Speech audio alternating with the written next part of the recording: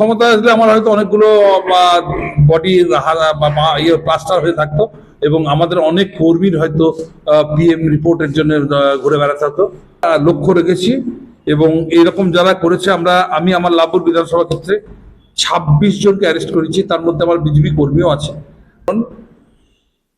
আইনের সূক্ষ্ম ফাঁক দিয়ে এই বালির ব্যবসাটা একটা অবৈধ ব্যবসাতে পরিণত করেছিল। কারণ টেন্ডারের কিছু কাগজপত্র আমরা দেখেছি, ধরুন একটা ঘাট 1,85,00,000 টাকায় ডাক হয়েছে, সেটা 25 সাল থেকে 29 সাল পর্যন্ত ডাক আছে। এই বালির 100 সেফটি কত রেটে বিজবে সে কিন্তু কোথাও লেখা নেই। অবৈধ বালি খাদান কোথাও চলবে না। আর যদি আমাদের কোনো লোক সেখানে যুক্ত থাকে, আমরা দায়িত্ব নিয়ে বলছি, আমাদের এখানে কোর কমিটি আছে, বসে আলোচনা করে সরকারের সিদ্ধান্ত এবং আমাদের পার্টির সিদ্ধান্ত মিলিত করে তাকে আমরা অ্যারেস্ট করানোর ব্যবস্থা। ডিম ছুটছে মানে যেহেতু মারামারি করতে আমরা নিষেধ করে দিয়েছি, কাউকে গায়ে হাত দেওয়া নিষেধ, কিন্তু মানুষের 21 সালের যা ক্ষোভ ভিতরে, এই ক্ষোভের বহিঃপ্রকাশ, সেই জন্য খরচা করে ডিমেরই কাজ দেখাচ্ছে। ব্যবহার করার পর আজকে যে জায়গায় অনুব্রত মণ্ডল দাঁড়িয়েছে, উনি এখন নিজে বাঁচবো কি করে এটাই প্রশ্ন। হয়তো কোনোদিন নিজে নিজে হার্ট ফেল করে যেতে পারেন। অজিত সিংহ আসেনি, তৃণমূল এসেছিল একটা রোজগারের এতে, রোজগার হয়ে গেছে, বর্তমানে রোজগার থাকবে না, ও চলে গেছে। এখন কোথায় গেছে আর খবর নেই। লাভপুরের বাড়িতে কেউ থাকে না, আমার দুঃখ হচ্ছিল, থাকার জন্য অনুরোধ করছি আপনাদের মাধ্যমে। লাভপুরের মানুষের জন্য আমরা যেটা চেয়েছিলাম, আমি প্রথম হসপিটাল, এটা প্রতীকী। আমি যখন মাটি চার পেঁচে নিজে কাটবো, একটা ঝুড়ি ভরবো, তখন আমার শ্রমিক ভাইদের উৎসাহ আরো বেড়ে যাবে।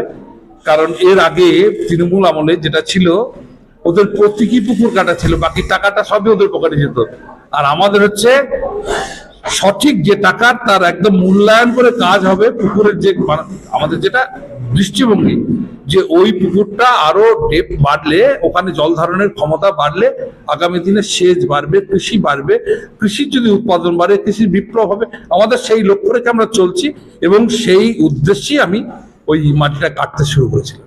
তৃণমূল ক্ষমতায় আসলে আমার হয়তো অনেকগুলো বডি প্লাস্টার হয়ে থাকতো এবং আমাদের অনেক কর্মীর হয়তো পিএম রিপোর্টের জন্য ঘুরে বেড়াতে হতো। কারণ তারা লিস্ট করে রেখেছিল কোথায় কোথায় কাকে কিভাবে মারা যাবে। তোমার বাড়ি ভাঙচুর আগে তো 21-এ দেখেছেন, এই 21-এর 4 গুণ অন্তত হতো এবছর। কিন্তু ওরা দুঃখ করছে যে আমরা করতে পারলাম না, তো ওদের সুযোগও আমরা করে দিতে চাইছি, আসুন আপনারা ময়দানে, কিন্তু পাওয়া যাচ্ছে না, কারণ তৃণমূল দলটাই আর নেই।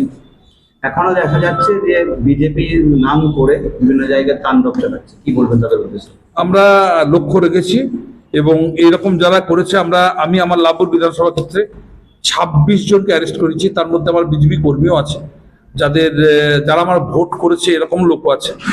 কারণ আইনের শাসনটা প্রতিষ্ঠা করাটা হচ্ছে বিজেপির আসল কাজ। শাসকের আইন বাদ, সেই কারণে আমরা পরিষ্কার, নিজেদের যদি লোক হয় আর আইন না মানি, তাহলে সেও আইনের আমলে আসে। বালিঘাটের যেগুলো লিগেল পারমিশন আছে, আমাদের সঙ্গে বিএলআরও নানোর, বিএলআরও লাভপুর, এদের সঙ্গে কথা হচ্ছে, যেগুলো ঘাট ডাকা আছে সেই ঘাটগুলোতে বালি তুলতে আপত্তি নেই, কিন্তু যেখানে ঘাটের কোনো প্রশ্নই নেই, যেখানে সরকারের সঙ্গে কোনো চুক্তি নেই, সে সমস্ত ঘাটে বালি ওটা সম্পূর্ণরূপে নিষিদ্ধ।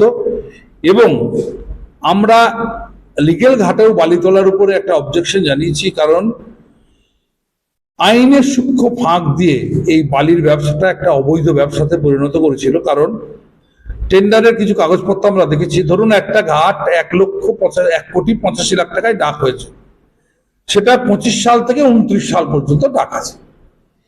এই বালির 100 সেফটি কত রেটে বিজবে সে কিন্তু কোথাও লেখা নেই। একটা বালির ঘাটের মালিক যদি বলে 1 ট্রাক্টর বালি আমি 1 লক্ষ টাকায় বিজবো, তো সেটা কিন্তু সরকার বৈধ।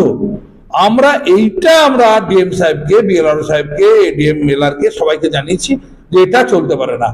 বালির সুনির্দিষ্ট আমরা কি রেভিনিউ পাচ্ছি, আমাদের লক্ষ্য পাথরে যেমন আমরা রেভিনিউটা আগের চেয়ে অন্তপক্ষে 30 গুণ বৃদ্ধি করতে পেরেছি, সেই রকম আমরা বালিতেও রেভিনিউ বৃদ্ধি করে পশ্চিমবঙ্গ সরকারের কি করে আর্ন বাড়ে সেটা চেষ্টা করছি। এবং কোন রকম এইরকম অবৈধ বালি খাদান কোথাও চলবে না। আর যদি আমাদের কোনো লোক সেখানে যুক্ত থাকে, আমরা দায়িত্ব নিয়ে বলছি, আমাদের এখানে কোর কমিটি আছে, বসে আলোচনা করে সরকারের সিদ্ধান্ত এবং আমাদের পার্টির সিদ্ধান্ত মিলিত করে তাকে আমরা অ্যারেস্ট করানোর ব্যবস্থা করব। এত ডিম ছুটছে কেন মানুষ? ডিম ছুটছে মানে, যেহেতু মারামারি করতে আমরা নিষেধ করে দিয়েছি, কাউকে গায়ে হাত দেওয়া নিষেধ, কিন্তু মানুষের 21 সালের যা ক্ষোভ ভিতরে, এই ক্ষোভের বহিঃপ্রকাশ, সেই জন্য খরচা করে ডিমেরই কাজ দেখাচ্ছে। দেখা যাচ্ছে যে অনুব্রত মণ্ডলকে আক্ষেপ প্রকাশ করতে দেখা গেছে এবং তাকেও বেসুরো শোনাচ্ছে। আমিও শুনলাম শুভেন্দুবাবু খুব ভালো ছেলে, শুভেন্দুবাবুর সঙ্গে আমার খুব ভালো সম্পর্ক। তো এখন উনিও বুঝছেন যে রাস্তার বেরোনোটা এখন ওদের দায় হয়ে পড়েছে। ক্ষমতার অপব্যবহার করার পর আজকে যে জায়গায় অনুব্রত মণ্ডল দাঁড়িয়েছে, উনি এখন নিজে বাঁচবো কি করে, এটাই প্রশ্ন। হয়তো কোনোদিন নিজে নিজে হার্ট ফেল করে যেতে পারেন। আমরা চাই দীর্ঘদিন বাঁচুন এবং দেখুন একটা ভালো সরকার চালাতে কিভাবে চালাতে হয়। মানুষের উপর অত্যাচার করে নয়, মানুষকে ভালোবেসে। উনি বুঝতেন, উনি শুধু বুঝতেন বোম, বারুদ, রিভলভার। তো আমি জানি রিভলভার কাঁধে রেখে একজনকে কাজ করালে 8 ঘন্টা হয়তো কাজ করাতে পারবো, যতক্ষণ রিভলভারটা তার কাঁধে ধরে থাকবো। কিন্তু ভালোবেসে করালে যুগ যুগ করাতে পারবো, সারা জীবন তাকে করাতে পারবো। বিজেপি এই আদর্শে, এই নীতিতে বিশ্বাসী, আমরা সেই রকম পথেই চলছি। তৃণমূলের যে কোর কমিটি ছিল সেটা অভিজিৎ সিংহ তিনি কিন্তু পদত্যাগ করেছেন, বলেন ছেড়ে দেবেন, কি বলবেন আপনার?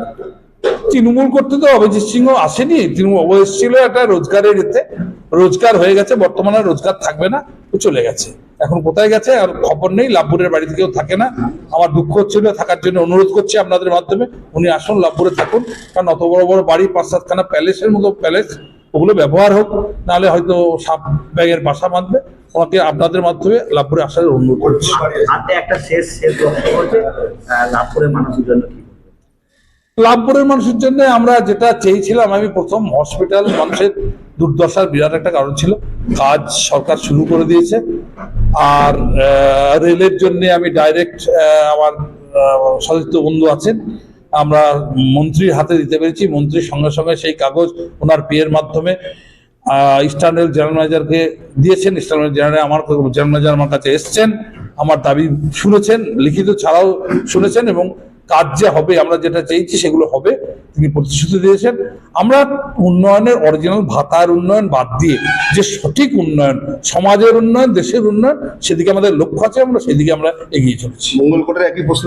মঙ্গলকোটের মানুষকে আমি বলেছিলাম, নির্বাচনে আমরা জয়লাভ করলে 2000 টাকা টলি বালি দেব।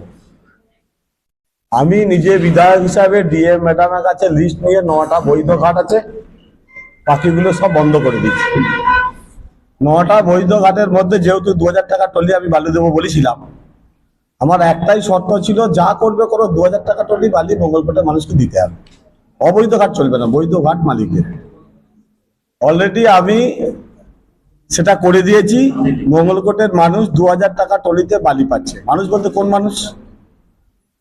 যে সমস্ত গরিব মানুষ প্রধানমন্ত্রী আবাস যোজনা ঘর পেয়েছে, তারা ট্রাক্টর নিয়ে যাবে, ঘাটের টলি ভর্তি করে দেবে, 800 টাকা তিনি দেবেন।